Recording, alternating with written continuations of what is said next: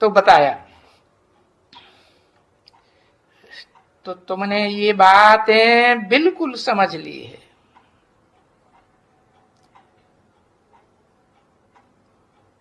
कलंक भले कहें शिव बाबा के ऊपर कलंक लगते हैं, तो उनके ऊपर तो गुप्त कलंक लगते हैं, है कि प्रत्यक्ष लगते हैं, है? इनको तो प्रत्यक्ष लगते हैं। किनको? दोनों को। दादा लेखराज ब्रह्मा को भी कलंक लगते हैं, और फिर किसको? जो राम वाली आत्मा है उसको भी कलंक लगते हैं। दोनों का चेहरा भक्ति मार्ग में काला दिखाया जाता है कि गोरा दिखाया जाता है? दोनों का चेहरा काला दिखाया जाता है। दोनों के ऊपर कलंक की यादगार का नाम दिया जाता है या नहीं दिया जाता है? क्या नाम दिया जाता है? उसको भी कहते हैं कृष्णचंद्र, 16 कला संपूर्ण को भी, और जो 2 कला कम 14 कला संपूर्ण बनता है उस राम को भी कहते हैं रामचंद्र। चंद्रमा को कलंक लगता है या सूर्य को कलंक लगता है? तो दोनों ही चंद्र का पार्ट बजाते हैं कि एक बजाता है एक नहीं बजाता है? दोनों कैसे पार्ट बजाते हैं? कैसे का जवाब भी तो देना चाहिए, है?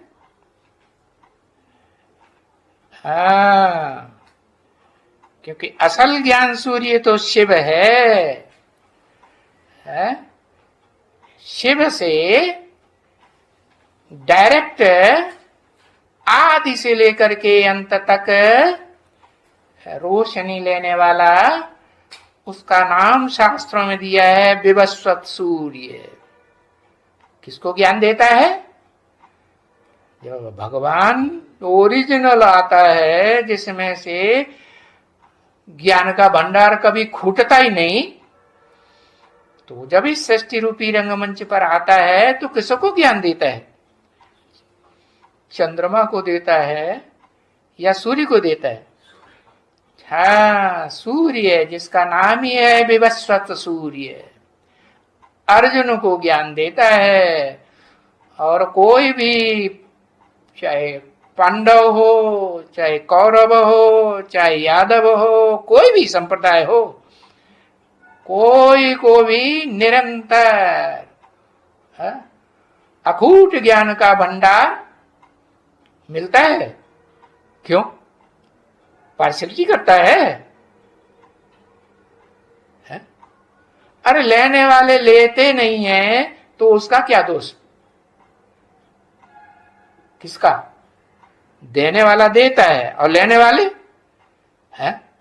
पूरे तन की ताकत लगाकर, पूरे जीवन की ताकत लगाकर, मन की ताकत लगाकर, और जितना भी टटपुंजिया धन है उसकी ताकत लगाकर, समय की ताकत लगाकर, और सारे ही देह के जो भी संबंध संपर्क हैं उनकी भी ताकत लगाकर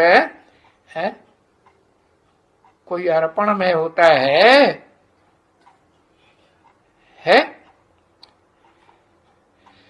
नहीं होता है। तो भी देखो, तेरे को कलंक लगते हैं कि नहीं लगते हैं? क्यों लगते हैं?